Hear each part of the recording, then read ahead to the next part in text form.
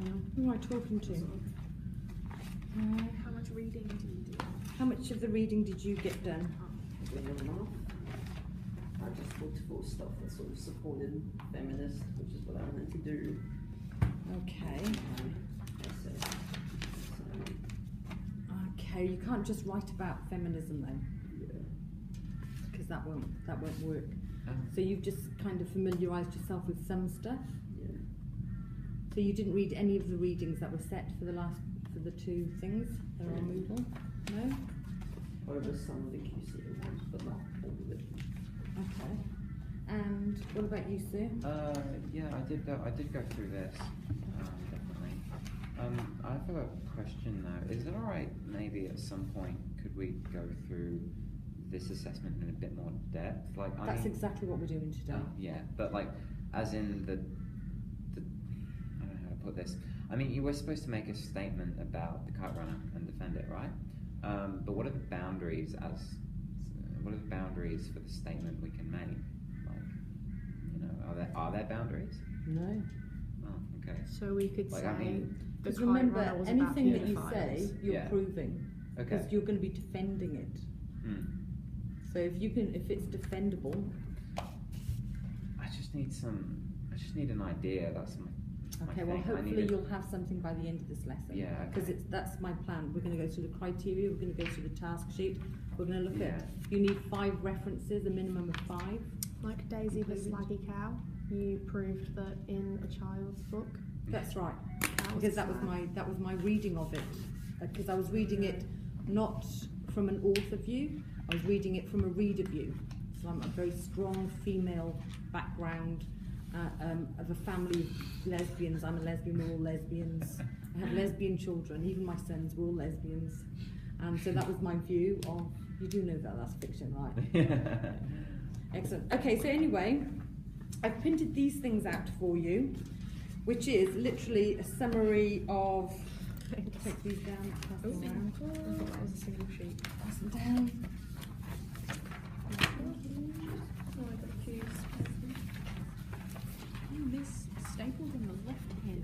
Oh, okay. No, you're not touching my belly button.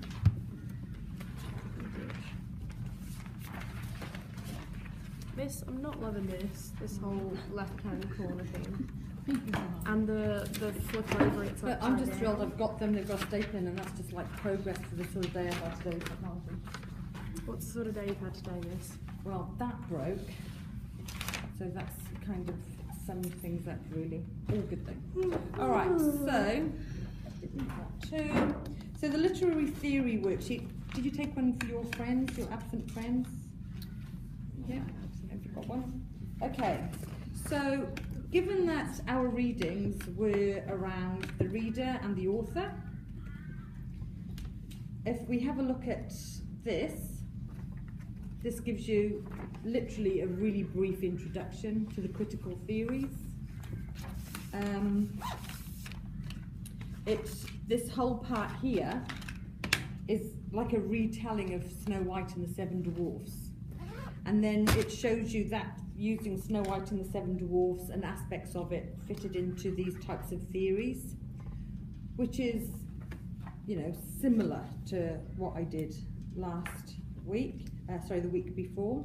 And it says the search for meaning, and it's talking about the author and the context, the text, the reader, the context, that's the world, it means that by the context thing. Okay, so if you go through this, so intentionalism, the meaning lies with the author, new criticism, meaning lies with the text. So this is like a brief blurb about each of the 4 things on here.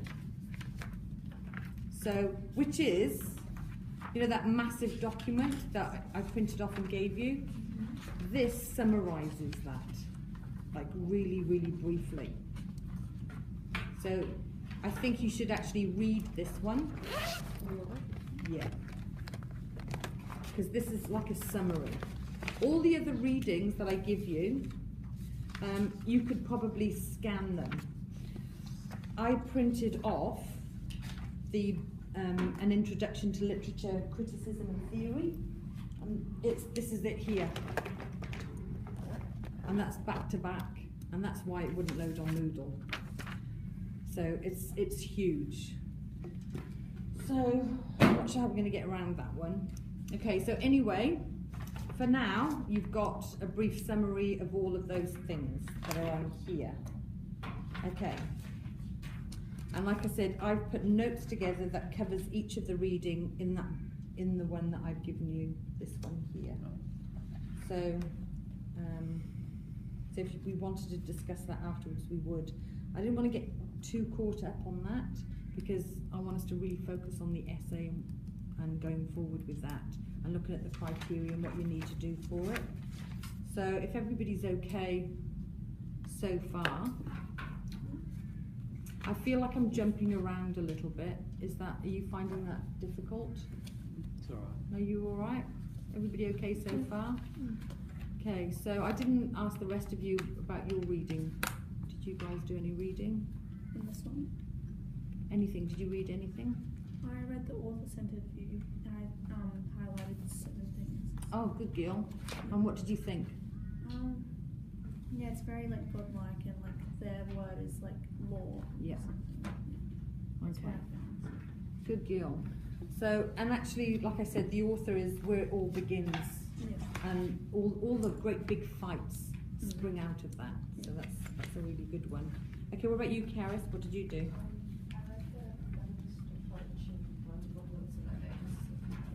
Okay, and are you finding that's helping you with your English assessment?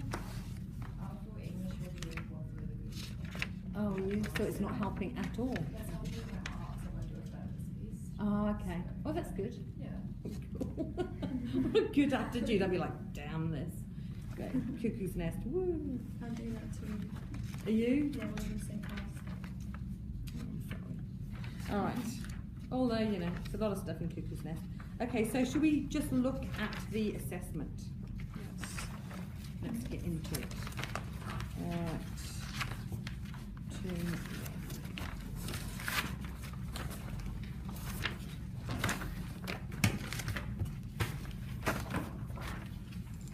Okay. What would be a really good thing as well is if you had your, you know, the example I gave you as well. If you've got that next to you. Has anybody read that? The example? You read it? I read something hard. Although I read it before the first one, so I don't remember much of it. Okay, but what was your initial impression?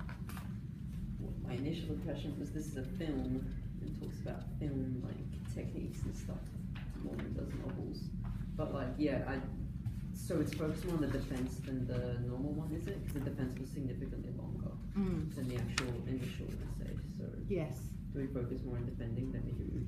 Yes, because I think, you know, the initial thing is, this is what I think, this is why I think what I think, blah, blah, blah. But when you come to defend something, you have to be thorough. So, I thought it was going to be a lot more, like, I don't know, a lot more formal. It's not as formal as I thought it would be, which is good. It's like journalism writing, it's not like okay. formal writing. Yeah, actually that's probably fair.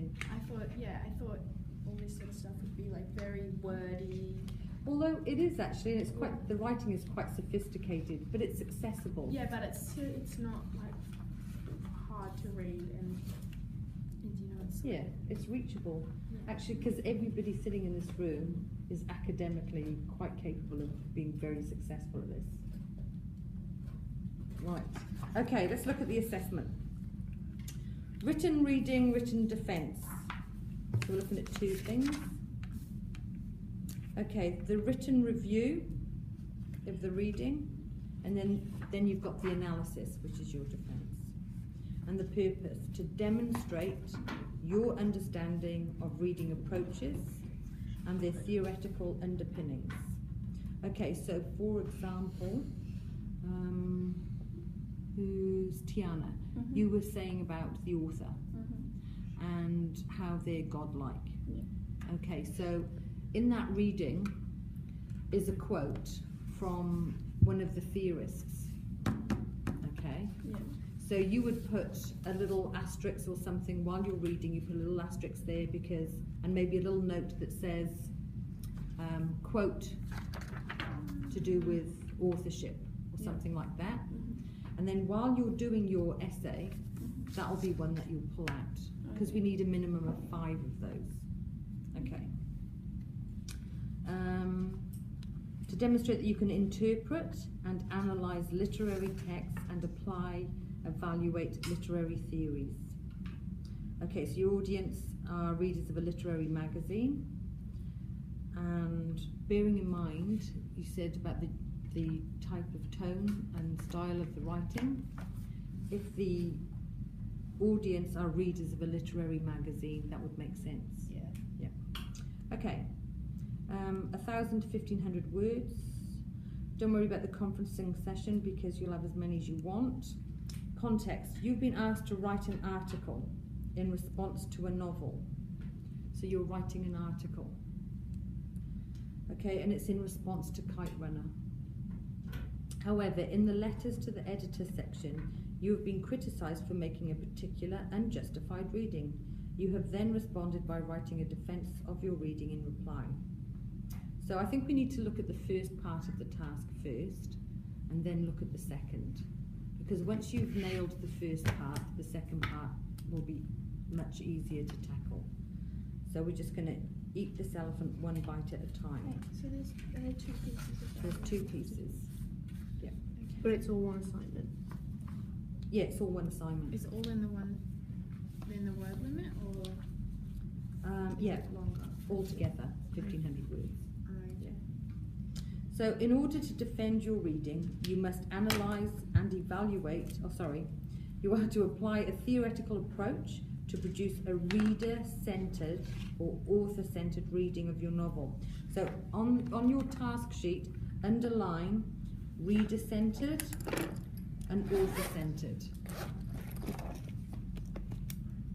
So you'll notice the 2 blocks of reading that you were given on Moodle, one was about the author and the other one was about the reader. We didn't look at the world view and we didn't look at the text view, because that's the focus of your essay, of your article. Okay, so what you really need to understand is author-centred reading and reader-centred reading. Okay, your close reading must include direct and indirect references to the selected text. So you will put quotes from the book on there, and you will put quotes to do with the book that haven't actually come directly from the book. Okay, so we're not going to worry too much about the defence part right now, except to say that you're going to have to defend it, which you'll be able to do brilliantly, I have no doubt. So how do you mean that there's 2 pieces of writing? So is that like there's 2 essays or one No, essay? so the first one's an article, Oh, writing an okay. article, and the second one is just like literally a response to a letter. Oh, So it's like a okay. rant, basically. It's like, you had a go at me, mate. Now I'm going to tell you where to stick it. So it's like you've made an editorial which has been in a magazine stating your opinion. Someone's got angry, sent you hate mail, That's and right. then you've written an essay in That's defence. Awesome. Yeah. All right. Except it doesn't necessarily have to be an essay format. Yeah. So you're not going to be judged on your structure and all of that so much greatly. Hmm. In Okay. the defence. Yeah, well, in both. Well, I mean, an article's an article, and you know, if you wanted some guidance, there's a feature article poster up there that tells you kind of how it looks. But I mean, you're not going to do it in that necessarily format. But already the language is a lot more conversational, so it's really accessible to you. But you need to know the reader-centered stuff, and you need to know the author-centered stuff really, really well. Okay. So that's that. Open up your task sheet now and come to the, where are we? Evaluating the exercise. Okay, so our marking schedule, or our criteria I should say, we've got understanding and interpreting. So that would be this part up here. That's the part that will be based on your initial article, because it's your interpretation and understanding that you're showing there. And the applying and analysing will be to do with the defence of it, because you'll be showing your greater depth of analysis there. And then turning the page, you've got your evaluating and your synthesising. So if you just have a look, we look down the criteria at the standard A, because that's the standard we're going for. The key word in there is discerning.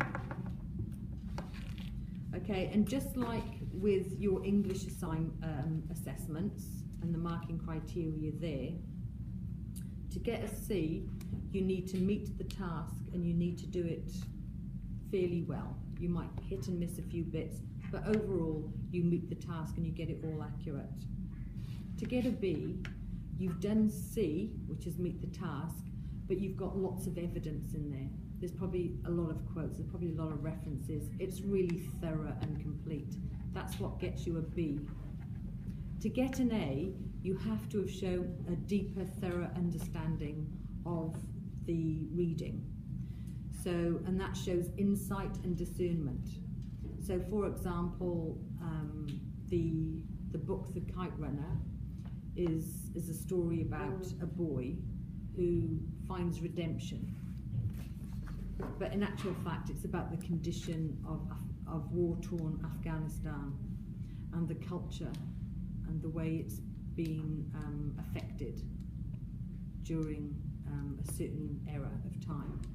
So my conversations are going to show a greater depth of knowledge and understanding. That shows discernment. That's the A. So you have to have the C to get the B, you have to have C and B to get the A. And it can't just be one brilliant sentence that shows that insight. It has to be shown consistently throughout your writing to be convincing that this really is a discerning piece of writing.